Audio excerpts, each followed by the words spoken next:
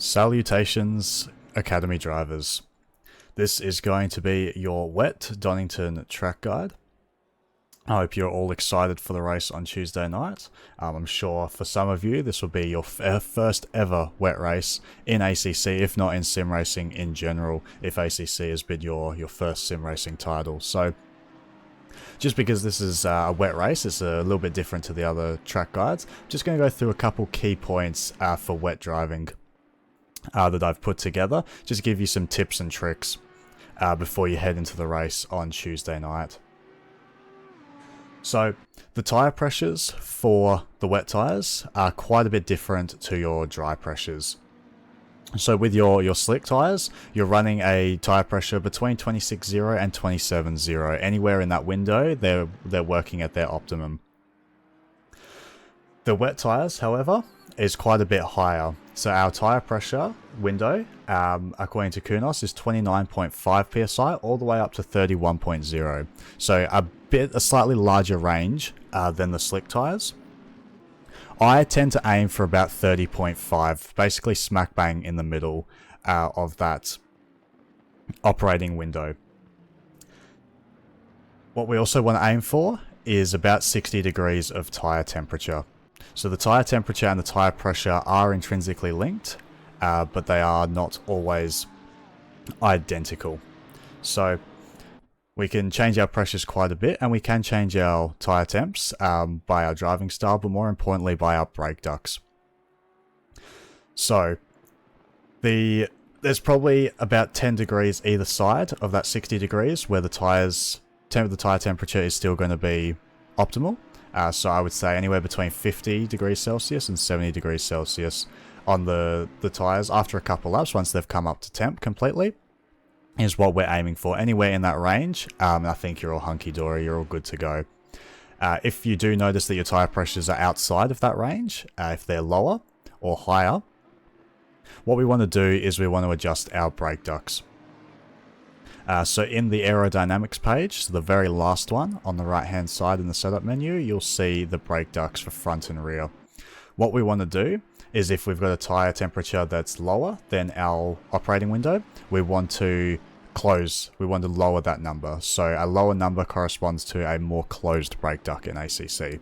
So 1 or 0 is the most. They're completely closed. There's no air getting to your tyres. 6 is the opposite. They're fully open. All of the air that is available through those vents is getting to your tyres and to your brakes. So yeah, if we've got tyre temps that are too low, we want to close those brake ducts. If we've got tyre temps that are too high, we want to open those brake ducts. And I'd be doing one click at a time until you get, and then to go out for a couple laps and check your tyre temperatures, and then alter those until you get into that window. The other thing to note as well is your tyre pressures will change with brake ducts as well. So I think it's between 0.1 and 0.3 psi between brake duct changes. So if you go from brake ducts 1 to brake ducts 2, your tyre pressures are probably going to drop by 0.1 to 0.3 psi. So you might need to bump those up if you do change your brake ducts. So just something to keep in mind. The other thing you'll notice is a lot of you are going to be doing practice in the OOR practice session, where at most you're probably going to have maybe half a dozen people. With the wet, even if the rain is consistent, more cars are going to dissipate more water from the track. So there's going to be less standing water on the track, and you'll notice this on race night because you're probably going to go faster than what you did in the practice session. So the dry line does form quite a bit more than it does in the practice session, in the official session, than it does in the practice session. So that's also going to introduce more heat and more pressure into the tyres as well. So what my rule of thumb, and this is what I do for my sprint series races when we've got a guaranteed wet race, is in the practice session I'll do some laps, and I'll note down what my tyre pressures were after those couple of laps. Let's say they were 30.8 or something. They're generally going to be a little bit lower, but for intents and purposes, we're going to say 30.8. What I would then do is I would adjust my pressures down by 0.8 psi. Let's just say for ease, we're just going to say all 4 tyres are 30.8. I'm going to drop all of my starting pressures by 0.8 psi. So I always aim for 30.5 in the practice session, because then when I get to race night, with more cars moving that water off the track, and more heat being introduced into the tyres, my pressures are then perfectly in that 30.5 to 30.8 window, which is usually where I aim for. I aim for 30.5. If they do go a little bit higher than that, I'm all chill. If they're a little bit lower than that, I'm also pretty happy as well. So anywhere above 30 psi is what I'd recommend, but I aim for 30.5. Now, I'll pop up a screenshot on the screen now, as I just want to talk about some of the electronics in the car that we need to adjust for wet running. So, bit of an ACC meta thing is ABS 1. So, basically all the cars in the wet, for whatever reason, it doesn't really make sense in real life, but ABS 1 is the best in the wet in ACC. So that's something that you can change. It's a pretty easy fix. Give it a couple laps. If you find it's good, keep it. If you're not so comfortable as you were with ABS 2 or ABS 3, for example, definitely run ABS 2 or 3. You're not losing anything significant by not running ABS 1, but it is something that if you are comfortable with, it is going to give you a little bit extra pace. The other thing that we want to look at as well is brake bias.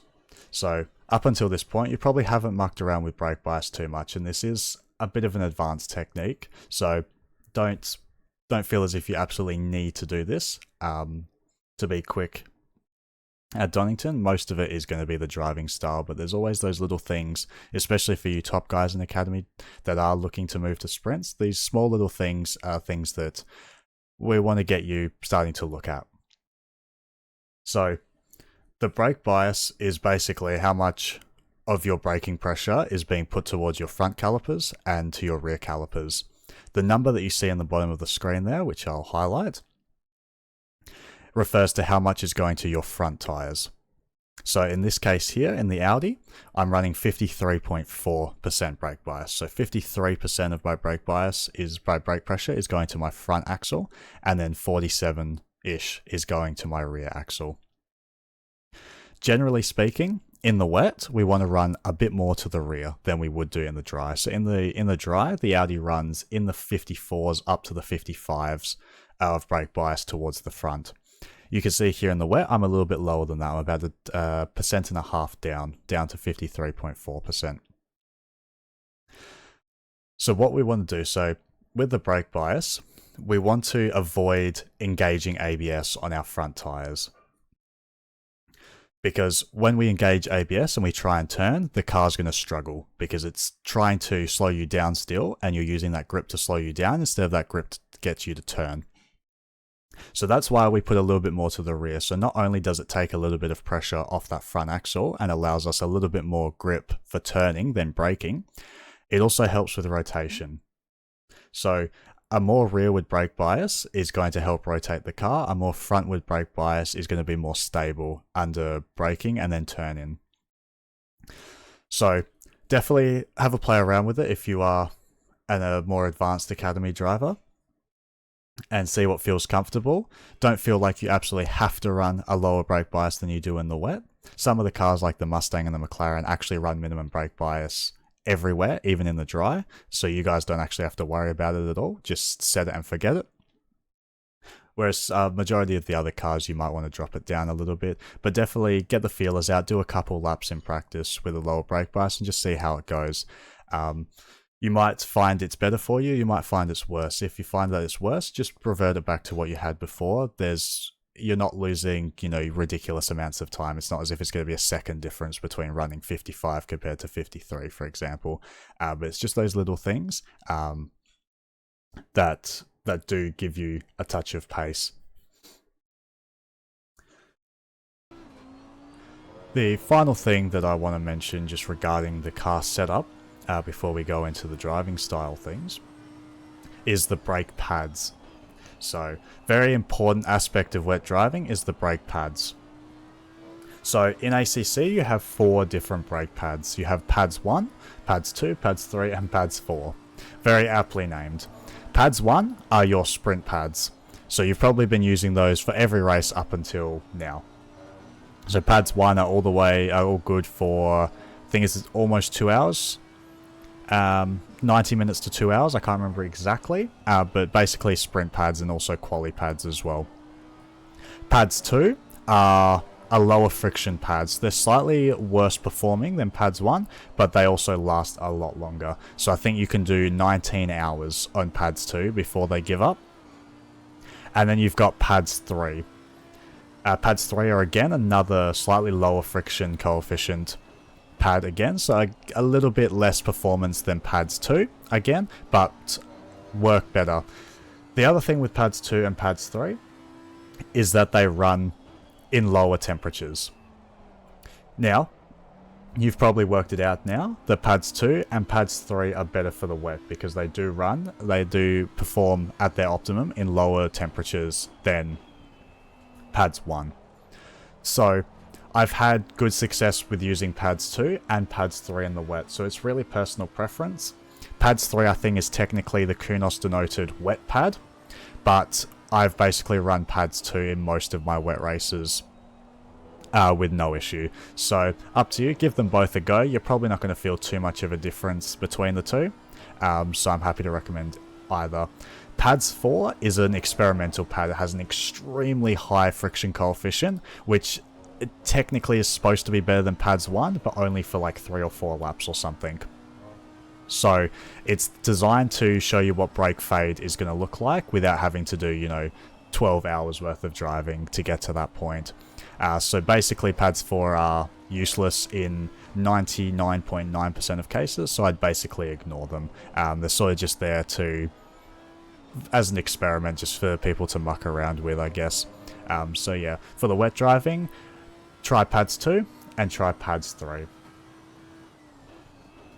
Some other just wet driving tips, little pointers that I've got. Some cars are more forgiving than others in the wet. Things like the Ferrari are a little bit more forgiving than, say, the Mustang or the Audi. But in general, we want smooth throttle application. We want to limit the wheel spin that we get on corner exit because we want to put as much of that traction and as much of that power that we have in these GT3 cars down to the ground as we can. And obviously, just planting the foot is probably not going to be the most optimal way to do that because we just don't have the same amount of grip as we would in the wet. In the dry, should I say, sorry. It's going to upset the car as well. And then we're counter steering, we're wheel spinning, we're losing drive out of the corner, which is absolutely crucial, especially in a wet race. And don't be afraid to hold throttle at 70 or 80% through the mid corner until you're happy with your exit, and then we can put our foot down. And once the car's settled, you'll see that when I go through the walkthrough, that there's a fair few corners here at Donington where I do hold about 70 to 80% throttle just for a touch through the mid corner before I get back to 100%, just to make sure the car is settled and I can maximize my exit. Following on from that, I also recommend short shifting for some cars as well, just to help you lower down and get lower down in the rev range, and it helps you get that power down to the ground a bit more effectively instead of being really high up in the power band and the car really wanting to step out on you. Some cars like the Mustang have very long gears, so short shifting I would say is a little bit less advisable. But other cars like the McLaren, you're basically doing that anyway, so it's probably going to be second nature to you. Again, there's a couple points that I will point out where I actually do short shift in the race lap that I'll be using as the walkthrough. Again, we also want smooth application of the brake pedal as well. Just jutting the brake, especially through some of these corners, like the old hairpin here that we see, where your braking zone isn't completely straight as you come through the crane of curves. We don't want to be just slamming on the brake because that will get the car to kick out and leads to oversteer. If we touch a curb while oversteering, you're probably going to continue going round just with that grip imbalance on the rear axle. So again, thing that I will point out in the walkthrough as well, just to give you guys a visual demonstration of what I'm referring to. In that, I try and avoid getting into ABS for some of those corners where you do have a direction change in the braking zone, if that makes sense. Whereas here, like into the Melbourne hairpin, and then the final corner as well, we're able to go 100% brake here, just because it's a nice long straight braking zone, and there's not too much trailing at high speed that we need to do.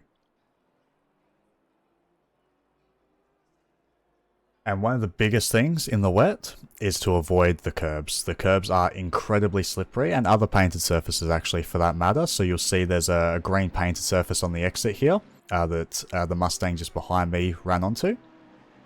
They are incredibly slippery in the wet, and we want to avoid those as much as we can, just for safety. They can be used, but you have to be very cautious with how you approach those. Another thing that I will explain in more detail and with visual examples in the walkthrough. So entry curbs, we want to avoid, especially if we're pushing out wide and then we're trying to turn into the corner. The grip imbalance with having, say, one tire on the curb and one tire on the asphalt is going to cause the rear to want to step out, and sometimes, especially high speed corners, can cause the car to just completely spin. I will show an example of what I'm referring to.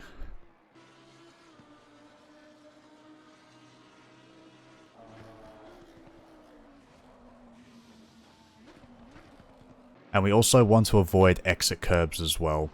So exit curbs are almost the same thing, but now they're not just affecting our turn in, they're also affecting our drive out of the corner as well. And again, sometimes you're a little bit slidey on exit, and if you touch a curb again, it's going to do a very similar sort of thing. I've got a perfect example from Bathurst where I did just that. I dropped one wheel or half a wheel on a slippery curb and immediately just went round.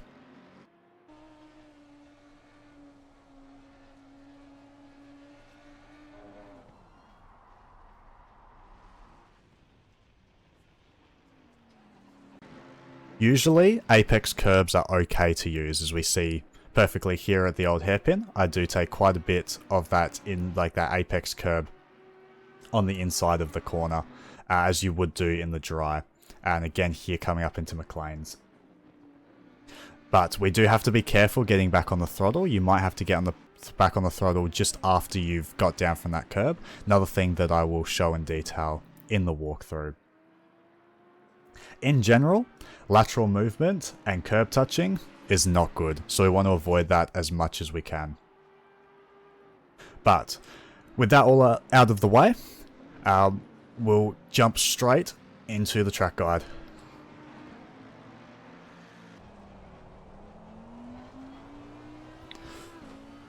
So we're coming down the pit straight, we're approaching Red Gate, which is T1. What we want to do here is, you see this painted surface here forms a triangle. At the point of this triangle is basically what we want to use as our braking reference here. It's going to vary a little bit between cars, but basically you want to be braking about at this point, if not a touch further. Also depends on your FOV settings or whatnot, but this is the brake marker that I use. So coming into the corner, you can see I brake just a fraction after. I let off the accelerator just before. We're hard on the brakes into T1. My turning point, what I use is as the track converges here, or the pit exit converges to the track here, this point here, I use as my turn-in marker. So you'll see I start to point the car towards the apex a little bit earlier. I almost follow the angle of the pit exit coming towards the track, and then as I get closer to that point, I start to turn in a little bit more. Now we're down to second gear, and we really want to square off this corner. So after T1 is a fairly long, generally flat out section. It's just not flat in a race scenario. In the wet, in a qualifying lap, as you'll see at the end, it is flat. You do have to take quite an aggressive line, but it is just flat and on a quali lap. In the race, I was driving a little bit more conservatively, so I do a bit of a lift. But we really want to maximize our exit from turn 1 because there's so much time to be gained here.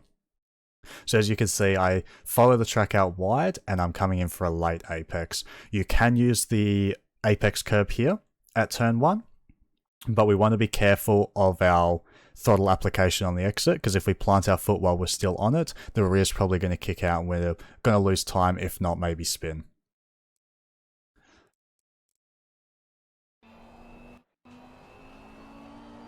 So I do get a little bit of oversteer on the exit. I was a little bit too happy on the accelerator. But as you can see, I'm holding about 80% throttle until I'm off that curb, and now I can go 100%. We definitely want to avoid this curb on the outside here in race and also in quali. If you get your wheels on this, you're just going to wheel spin. Again, you're going to lose time at best. At worst, you're probably going to spin off and you're going to join the spectators over on the right-hand side. So we want to avoid that. I do just touch it, but I've got minimal steering angle, so it's okay, and I'm not engaging the TC too much. If you go any further than this, especially on this green painted surface just to the left, that there's going to really kick in the TC quite a bit. And it's going to lose you a lot of time. So now we're coming through turns 2 and 3, so these are the Craner curves. Very crucial corners, these ones. You want to be as close to flat as you can. And we also want to hug the corner. Yeah, we want to hug the corner. As you can see, we come down a hill here, so the track does fall away from us, so it is very hard to spot where your turn-in points are. There are some bollards that they put, which I'll show you in a sec, on the apex, but unfortunately these don't last very long. So they're good for when you're in a practice session by yourself to just learn where those markers, where those turn-in points are, where you, like how much you can cut the track, because you can't really see where you're turning. You just sort of got to trust your instinct or your muscle memory. So we can touch this first one just slightly, and we want to hug it all the way to the right here. There's some of the bollards I'm talking about, and there's also some more down the next part of the Craner curves, which I'll show in just a sec. So we want to hug this really tight to the right. We want to turn very early here for the left-hander. So you can see the bollards there.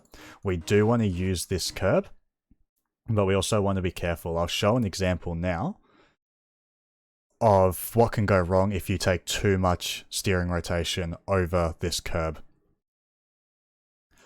This BMW gets away with it, but it's very careful. Like, you got to be very cautious if you do have more rotation. So we want to limit our rotation on this, and we want to get the car in early, because if we try turning in too late, then we're going to upset the car and the rear is going to want to step out.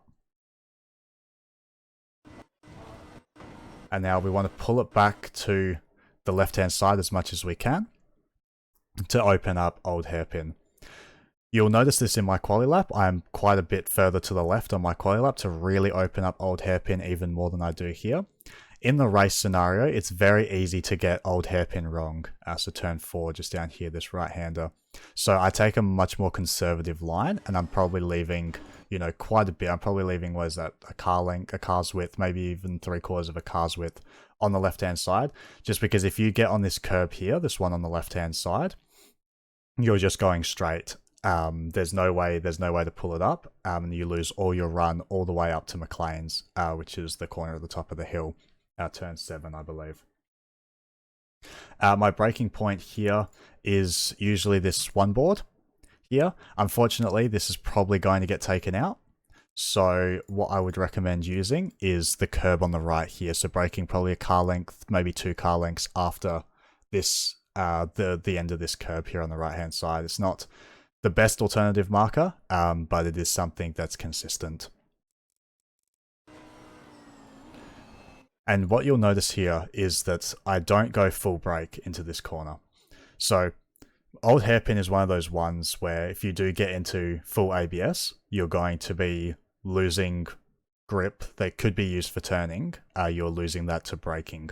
So what I try and do is I might brake a little bit earlier than you probably need to, but what I can do is I can make sure that I keep my minimum speed up through this corner, and I also don't engage the ABS too much, and I am still able to turn into the corner.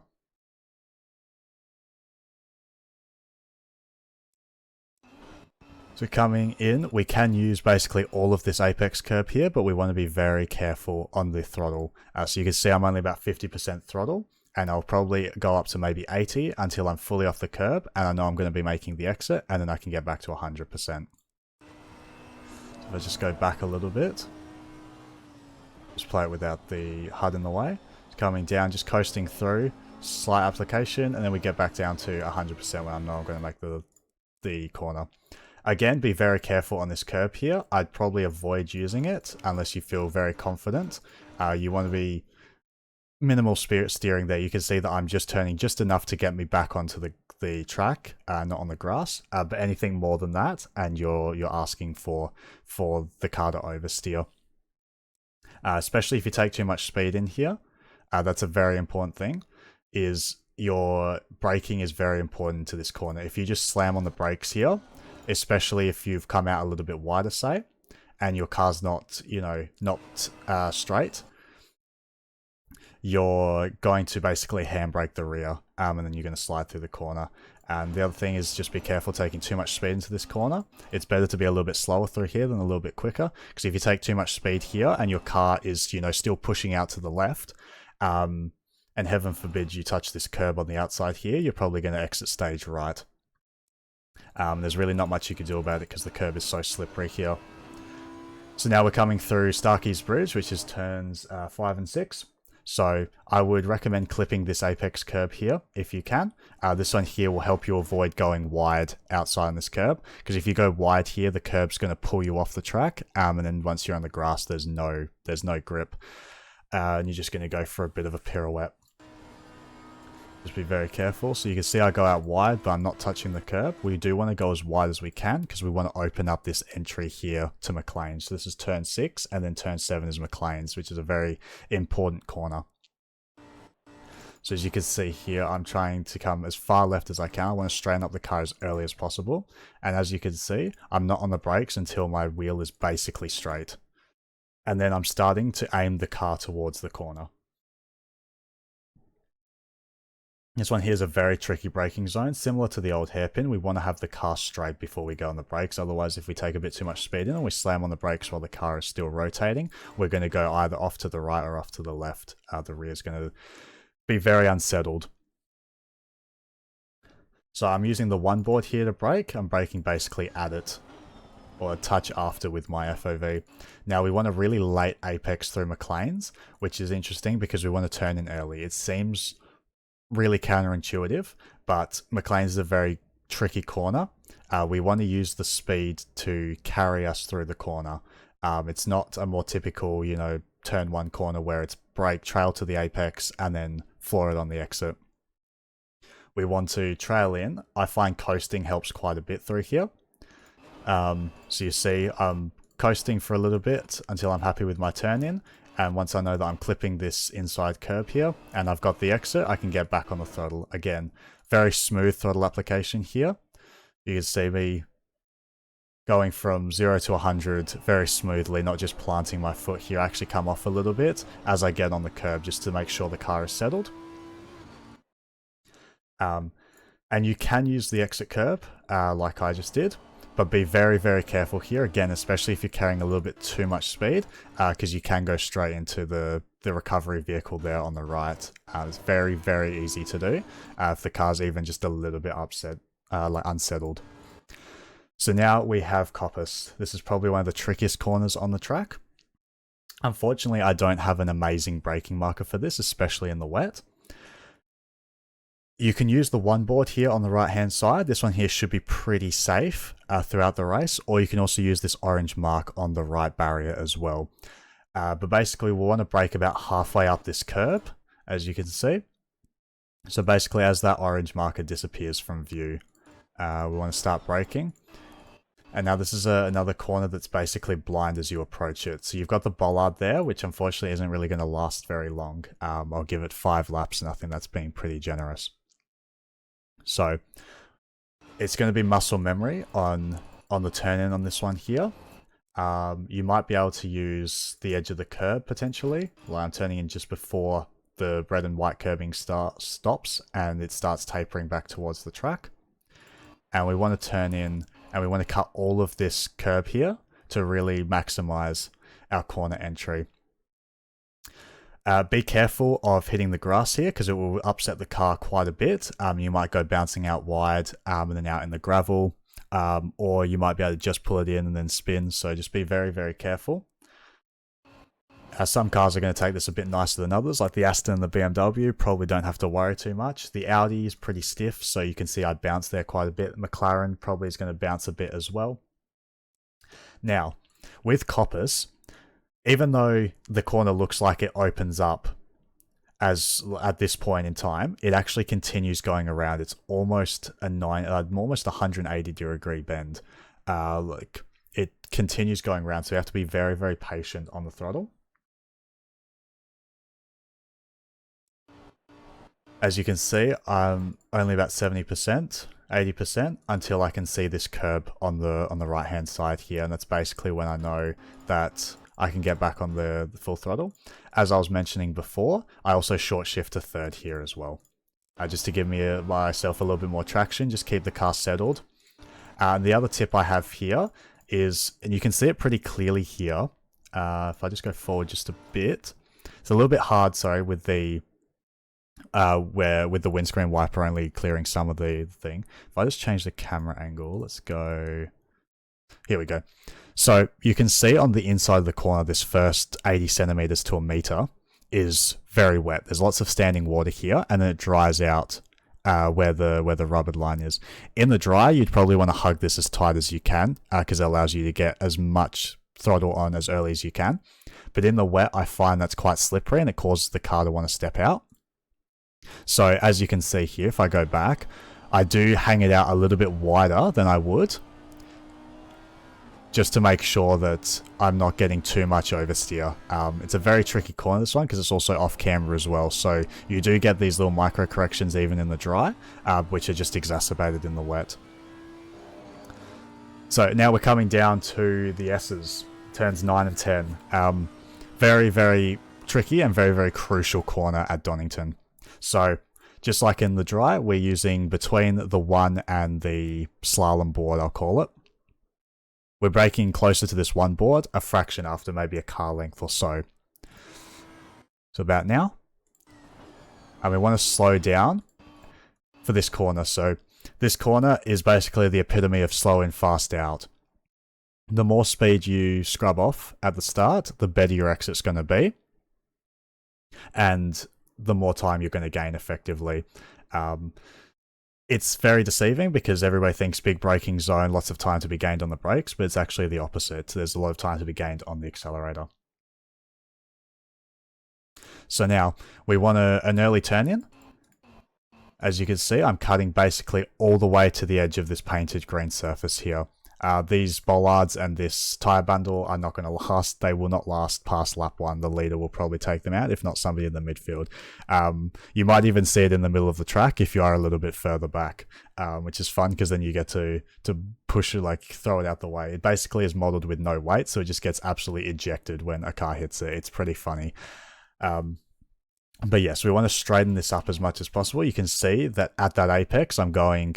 well, just before the apex, sorry, I'm short shifting to third for the exit. Just helps me get the power down. Second was a little bit too wily. And once again, we want to cut all of this painted surface here, all the way to the gravel, basically. This here is basically on the absolute limits of track limits. Any further than this is probably going to be a cut, and it's very easy to get through this section of the track. So just be careful of that. And we also want to make sure our exit is straight as well. So you can see I am turning a little bit.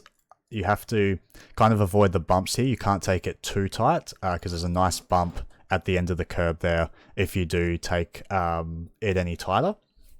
But you want to be extremely, extremely, extremely careful on this outside one here. This one here is very easy. Like you can see that the car does push out quite a bit because you do have to take, you know, a less straight line than you maybe want to, just to avoid the bump on the inside and the track limits, of course. But this one here, be very careful on the exit curb, because if you straddle this one here, if you put your left-hand tyres on the grass here, you're going to do a nice sick 50-50 grind, and the curb is just going to pull you off the track completely. And then the grass is really bumpy any further, and that just causes, you know, the rear to start bouncing, and then the car wants to spin. So, especially with the dewy grass, it's even more slippery than usual. So be very careful on the exit curb. You can see that I'm barely using it. Now we're coming into the Melbourne hairpin. So again, I'm using the one board here. Again, this one here is usually okay during the race to survive. We can also be using this orange marker on the right hand side if we do need an alternative marker. And we want to brake just after that one board, or just before that orange board. So probably two car lengths or 3 car lengths before the orange marker. We're braking just before that, just after it, sorry. All the way down to first gear, heavy braking. We want to trail it in. And now I'll go free cam for this one here, just to show the line, but we want to avoid this first curb. We want to almost run out wide and cut back in and straighten off the exit as much as we can. So if I just go above my car here, I'll slow it down. So we want to miss this first apex, or this first curb here, and we want to hug it around tight, and then clip the curbing on the exit, and then we've got a nice straight exit to get the power down with minimal oversteer. So just watching that from inside the car, do it at 3/4 speed. And basically when you can see that exit curb is basically when you can get back on the throttle. So when you see the curb, like the exit curb straighten on the outside, on the left hand side there, we can get back on the throttle is the optimal point. Now, coming into Goddard's, the final corner here at Donington.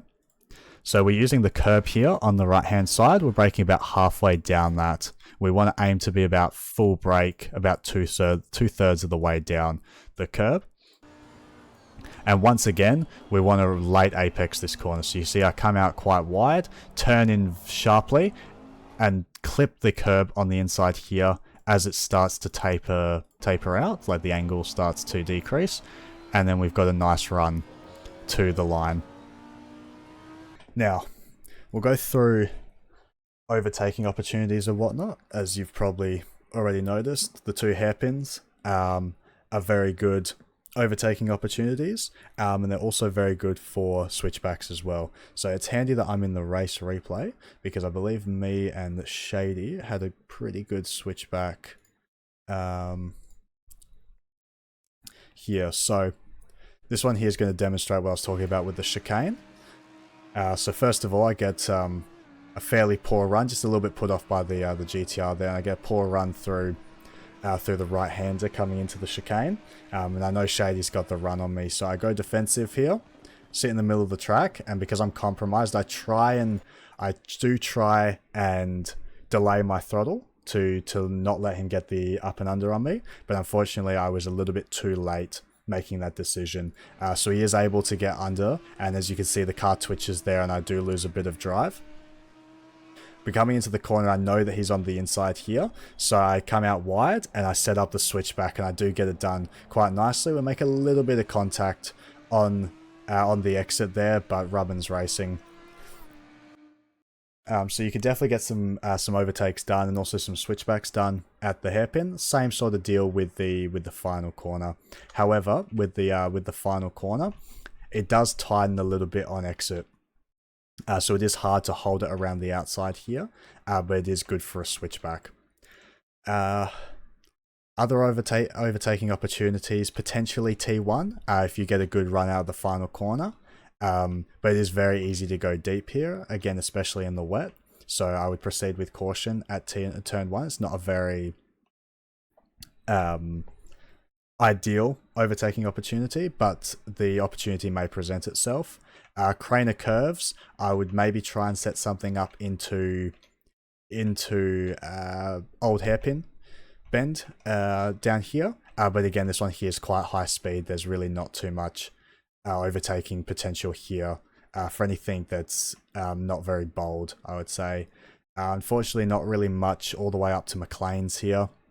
Potentially, you might be able to get something done at the right-hander here.